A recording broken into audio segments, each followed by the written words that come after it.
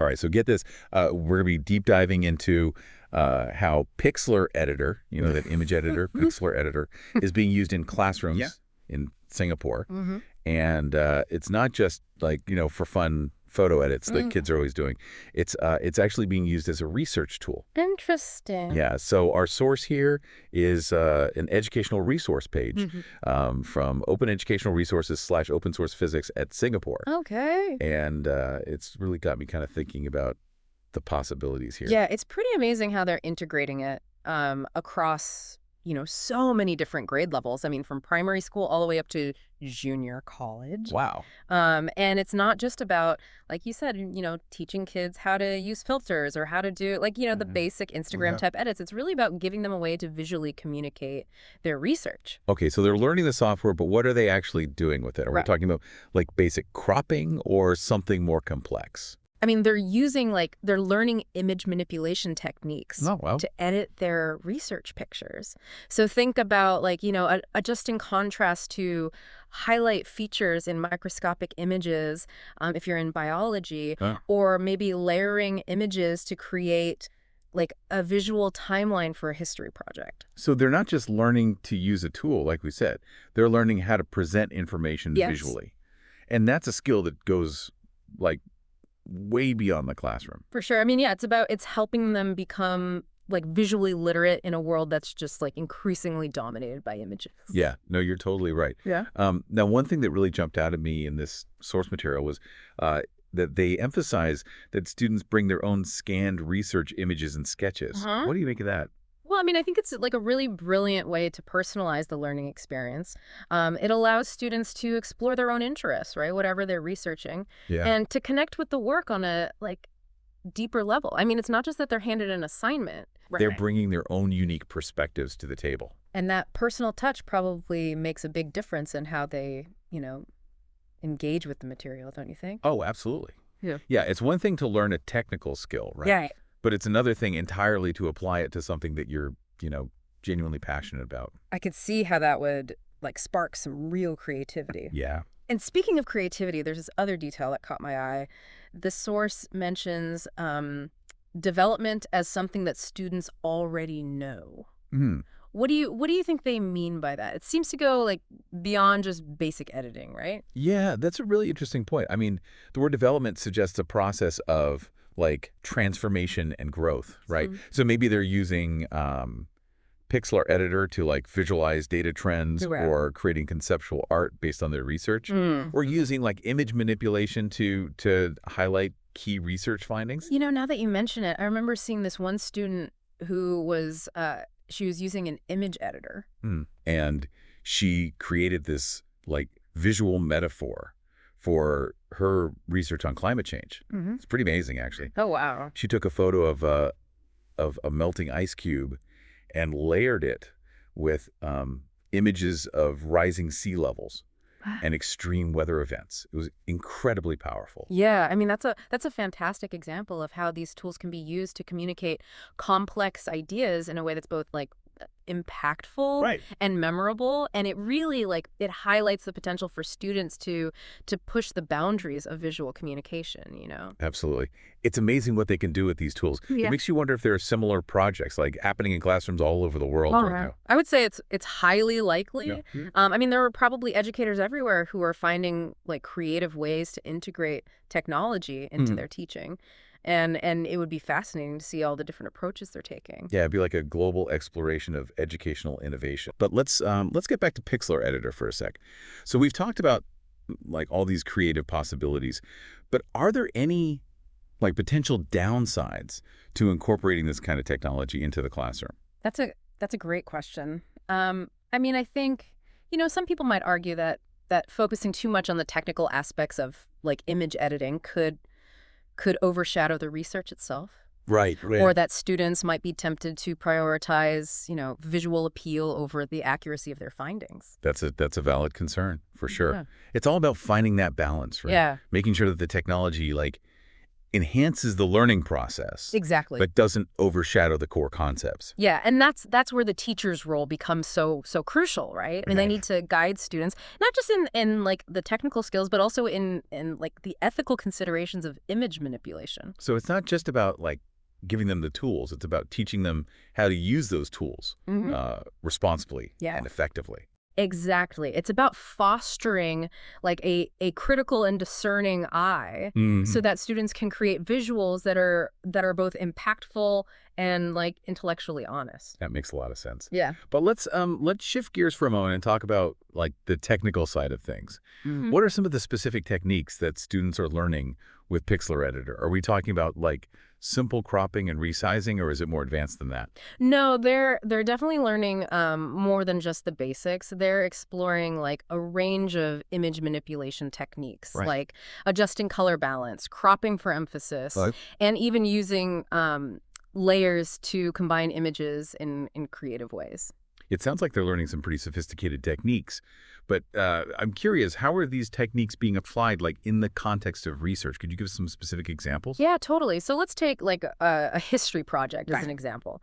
Imagine a student is researching the evolution of fashion in the 20th century. They could use Pixlr Editor to create a visual timeline, right? Layering images of different clothing styles from like each decade. Okay. And then they could like adjust the color balance and contrast of each image to highlight the key trends and influences of that era. That's a fantastic example. Right. It really brings the research to life in a way that like simply describing those fashion trends wouldn't. Right. You know exactly. And it allows students to engage with the material on a deeper level, you know, using those visual cues to understand the historical context and connections. Yeah, it's like they're creating like visual stories to go along with their research findings. I bet those projects end up looking amazing. I imagine they do. And what's so exciting is that like these are transferable skills, right? Once students have mastered these techniques in Pixlr Editor, they can apply them to other creative projects even beyond the classroom. So it's not just about like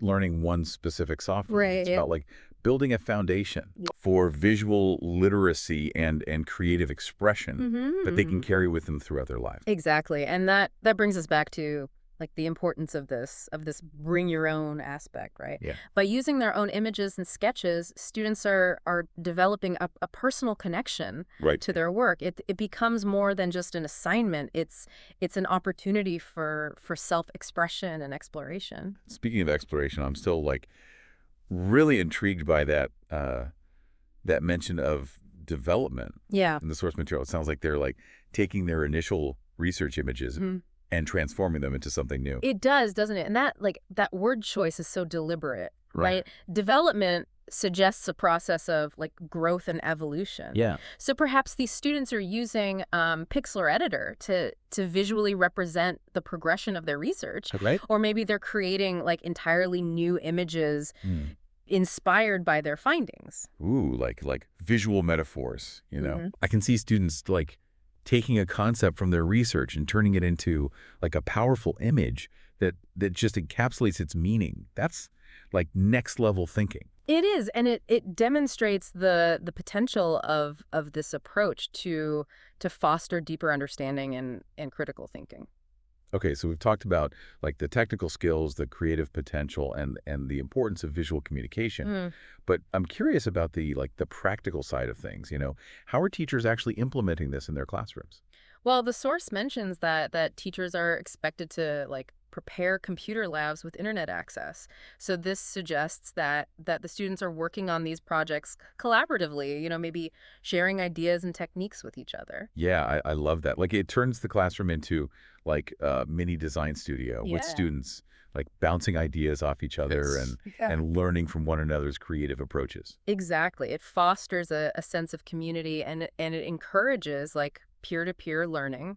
And the fact that they're using a free online tool like Pixlr Editor means that these activities are accessible to a wider range of students, regardless of their socioeconomic background. That's a really like important point. Not every school has the resources for like expensive software licenses, right? So having access to free tools like this can really like level the playing field, give all students the opportunity to develop these valuable skills. Absolutely. And it also like aligns with this broader movement towards open educational resources, which aims to make like quality learning materials available to everyone. So we've got collaborative learning, accessible technology, and a focus on creative expression. Yeah. It sounds like a recipe for an incredibly engaging and enriching learning experience. It certainly does. And I think it highlights like a shift in how we view education, right? It's moving away from like rote memorization and towards a more hands-on, student-centered approach. Yeah. That emphasizes like critical thinking and problem solving. And those are the skills that students are going to need to thrive in the 21st century. Totally. Regardless of what career path they choose. But I have to ask, what about the teachers themselves? What kind of training or support do they need to implement this effectively? That's an excellent question. I mean, it's one thing to like provide the tools, right? Right. Yeah. But teachers need the knowledge and the confidence to guide their students through these activities. So like professional development programs focused on using image editing software in educational settings, I think, would be incredibly valuable. Absolutely. They could learn different techniques, explore lesson plan ideas, and even like share best practices with each other. It would be like creating a community of practice for visually driven education. Exactly. And imagine the ripple effect that could have. I mean, as more teachers embrace these approaches, we could see like a transformation in how students learn and engage with information. Yeah, I'm already picturing like classrooms just buzzing with creativity, with students like excited to share their visual creations and discuss their research findings in new and innovative ways. It's an exciting prospect, isn't it? Right. And it all starts with empowering teachers to incorporate these tools and techniques into their teaching practices. Well said. So we've covered a lot of ground here, from the specific features of Pixlr Editor to the broader implications for education as a whole. But there's one thing I'm still wondering about. This resource focuses specifically on using Pixlr Editor in Singaporean schools. I'm curious about how this approach is being adopted in other parts of the world. That's a fascinating question, and it leads us to a bigger conversation about the global landscape of digital literacy in education. Okay. Are other countries embracing similar approaches? What are the challenges and opportunities involved in scaling this kind of visually driven learning? Yeah, and are there like hidden pockets of innovation happening all over the world? Yeah. Educators are finding creative ways to use technology to empower their students. It's almost like a global treasure hunt for the most innovative teaching methods. And imagine the potential for like cross-cultural exchange and collaboration. Yeah. Teachers from different countries could share their experiences, learn from each other's successes, and inspire a whole new generation of visually literate learners. Absolutely. And that brings us back to our key takeaway from this deep dive. We're not just learning about an image editor here. Right. This is about understanding how visual tools can be used for research and communication, even for young students.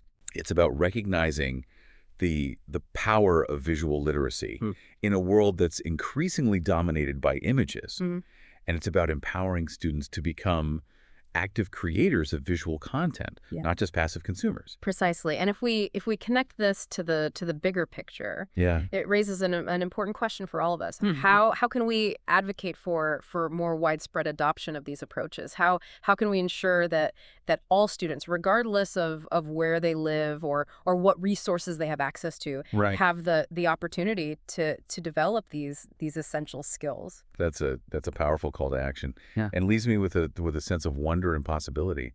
Imagine a future where every student has the tools and the guidance to express themselves visually, to communicate their ideas in compelling ways, and to use images as a powerful tool for learning and discovery. Yeah. What a transformative vision for education. And it all starts with recognizing the potential of simple tools like Pixlr Editor to spark creativity, to enhance research, and to empower a new generation of visually literate learners. Well said. And on that note, we'll leave you to ponder those possibilities. Until next time, keep exploring, keep questioning, and keep diving deep. Yeah. It really makes you think about the potential for a more like visual approach to learning, you know? Imagine if all students had access to tools like this and the guidance to use them effectively. It would be like transformative. Think about how these skills could translate to other subjects, you know? Like a student in a literature class could create a visual representation of a character's emotional journey. Oh. Or a student learning about different ecosystems could like build a layered image showcasing the biodiversity within each one. It's like opening up a whole new dimension of understanding. And the fact that Pixlr Editor is a free online tool makes it even more impactful. Right. Because it like levels the playing field for students regardless of their school's resources.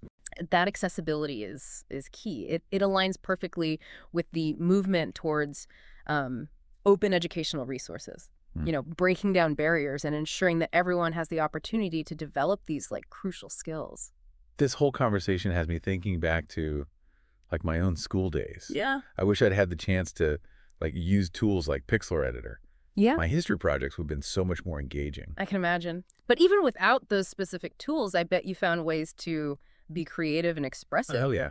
In your learning. What stands out to you as a particularly memorable project or learning experience? That's a good question. You know, I remember in science class, we were studying the human skeletal system. And instead of just like memorizing the names of all the bones our teacher had us create, like life-size skeletons out of construction paper. Oh, wow. That's cool. It was like a hands-on project that really brought the subject to life. Yeah. And helped us understand how all the pieces fit together. That's fantastic. It speaks to the power of like hands-on learning and how those experiences can create lasting impressions. And there's a real connection between that kind of project and what students are doing with Pixlr Editor. I mean, they're both about taking information and making it tangible, making it something you can, you know, interact with and explore. I see what you mean. It's about moving beyond like passive learning and becoming an active participant in the process. And that brings us back to this idea of development that's mentioned in the source material. I'm still so curious about what that looks like in practice. Do we have any examples of student projects that demonstrate this concept? Well, the source doesn't provide like specific visual examples, but we can infer a lot from the language they use. They talk about students already knowing about development, which implies a certain level of like familiarity and experience with the concept. So this suggests that teachers are likely introducing the idea of like visual development early on, perhaps through, you know, simpler activities like photo collages or basic image manipulation exercises. So by the time they get to using Pixlr Editor for research projects, they've already got like a foundation in visual thinking and image manipulation. That's smart. It's like building blocks, you know, each skill leading to the next. Exactly. And as they progress, you know, those basic skills evolve into more sophisticated techniques. Think about like a student researching the impact of pollution on a local ecosystem. Okay. They might start with a simple photograph of like a polluted river, but then use Pixlr Editor to layer in images of like healthy wildlife, contrasting the past and present to visually represent the impact of human activity. That's development in action. It's taking an image and transforming it to convey a deeper message. Wow, that's a powerful example. You can really see how Pixlr Editor is giving students a voice, allowing them to express like complex ideas in a visually compelling way. It's not just about creating pretty pictures, you know. It's about using imagery to tell a story, to make an argument, to advocate for change. And those are skills that are essential in today's world, where visual communication is more important than ever. Absolutely. It's about empowering students to become like visually fluent. To understand the power of images and use them effectively to communicate their ideas. For sure. But I have to ask, what about the potential challenges? Are there any concerns about like students becoming too reliant on technology or prioritizing visual appeal over the substance of their research? Those are valid concerns, and it highlights the need for thoughtful implementation. It's crucial that teachers provide guidance and ensure that the technology is being used to enhance learning, not to replace critical thinking or in-depth research. So it's all about finding that balance, right? Yeah. Making sure that the focus remains on the learning objectives while still like harnessing the power of visual tools to make the experience more engaging and impactful. Precisely. It's about guiding students to become thoughtful creators and consumers of visual content, empowering them to use these tools responsibly and effectively. That makes a lot of sense. It's not just about giving them a paintbrush. It's about teaching them how to be like artists, how to use their visual voice to make a statement, to tell a story, to make a difference. Beautifully put. And it speaks to the potential of this approach to transform not just, individual classrooms, but the entire educational landscape. Imagine a world where visual literacy is valued as highly as reading and writing. Yeah. Where students are encouraged to express themselves visually, to think critically about the images they see, right, and to use their visual voices to shape the world around them. That's a powerful vision. It is, and it all starts with small steps, with educators like those in Singapore who are embracing innovative approaches and empowering their students to become the visual communicators of the future. Speaking of Singapore, our source material focuses specifically on their experience with Pixlr Editor. But I'm curious to know if you have any insights into how other countries are approaching visual literacy in education. Are there any notable examples or trends that you've observed? That's a great question, and it's one that deserves a deep dive of its own. Right. There's a growing global movement toward incorporating visual learning strategies across various subjects and grade levels. Okay. For example, some schools in Finland are experimenting with using digital storytelling platforms to help students create animated videos. Oh, cool. Based on their research. That's fascinating. It sounds like they're taking the concept of visual communication to a whole new level. They are. And in South Korea, there's a growing emphasis on integrating virtual reality and augmented reality into the classroom, creating immersive learning experiences that allow students to visualize and interact with complex concepts. Wow, that's incredible. It sounds like educators all over the world are recognizing the potential of visual tools to revolutionize the way we teach and learn. They are. And it's not just limited to traditional academic subjects. Right. Visual thinking skills are also becoming increasingly important in fields like design, engineering, and even business. The ability to communicate effectively through imagery is a valuable asset in today's increasingly visual world. It makes you wonder what the future holds for visual literacy in education. Yeah. Will we see a shift away from traditional textbooks and lectures towards more dynamic, visually driven learning experiences? That's a question worth pondering, and it leads us to the larger question of how we can best prepare students for a future where visual communication will play an even more prominent role in their lives. We need to equip them with the tools and the critical thinking skills to not only create compelling visuals, but also to analyze and interpret the images that surround them. It's about empowering them to become discerning viewers and creators, to understand the nuances of visual language, to use their visual voices to make a positive impact on the world. Exactly. And as we've explored in this deep dive, even simple tools like Pixlr Editor can play a significant role in fostering those skills and inspiring a new generation of visually literate learners. It's been a fascinating conversation, and I feel like we've only just scratched the surface of this topic. Yeah. I'm excited to see how the field of visual literacy in education continues to evolve and what new innovations emerge in the years to come. Me too. And I have a feeling we'll be revisiting this topic in future deep dives. Oh, for sure. As the landscape continues to shift and new possibilities unfold.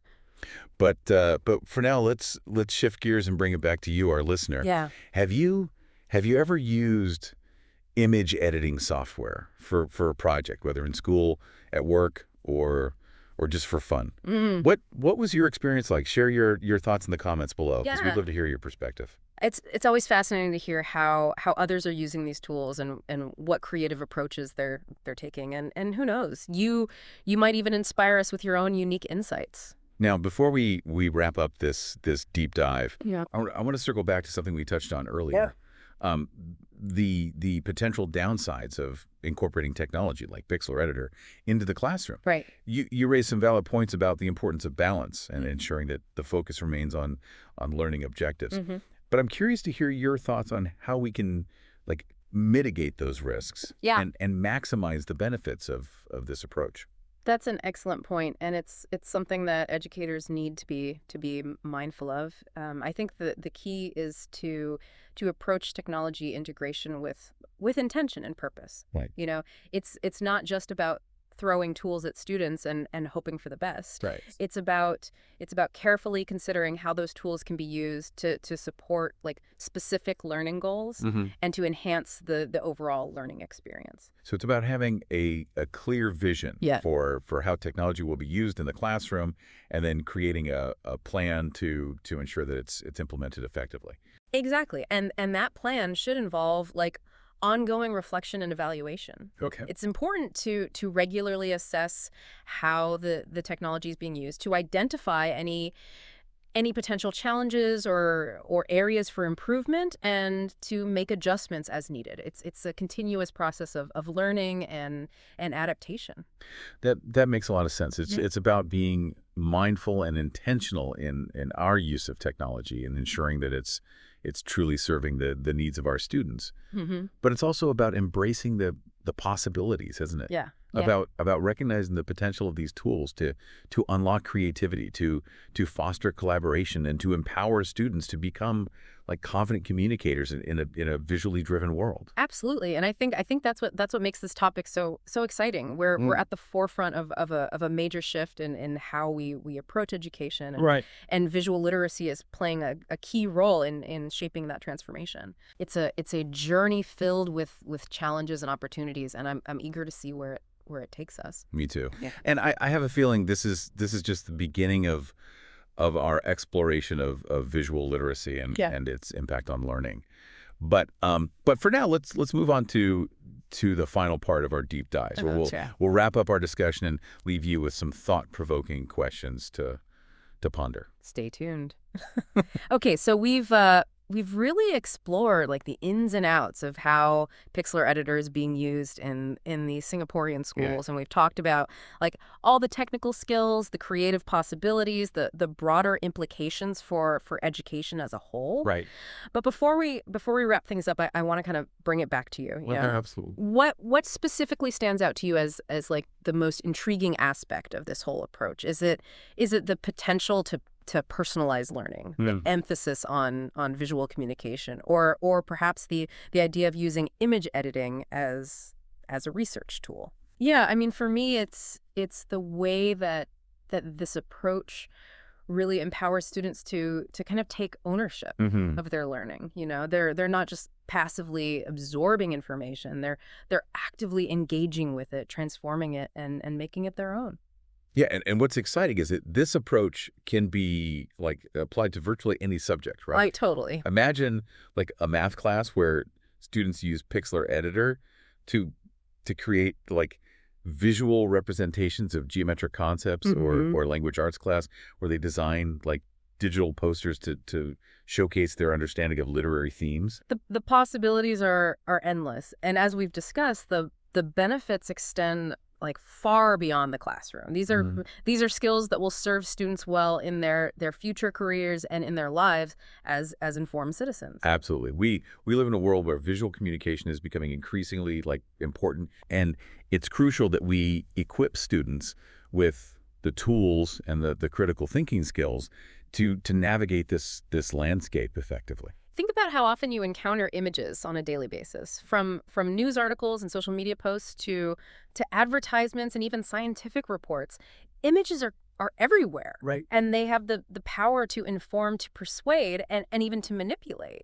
It's true. We're constantly bombarded with visual information. Right. And it's more important than ever to be able to critically analyze those images, to understand the messages they're conveying, and to recognize like potential biases or distortions. That's where visual literacy comes in, Yeah. right? It's about developing a discerning eye, the ability to deconstruct images and understand how they're constructed, what techniques are being used, and what messages they're trying to convey. It's about empowering ourselves to be like informed consumers and creators of visual content, not just passive recipients. And that's a skill that's becoming increasingly like essential in today's world. For sure. And as we've explored in this deep dive, even simple tools like Pixlr Editor can play a significant role in fostering those skills, especially in a classroom setting. Yeah, it's about giving students the opportunity to experiment with different techniques, to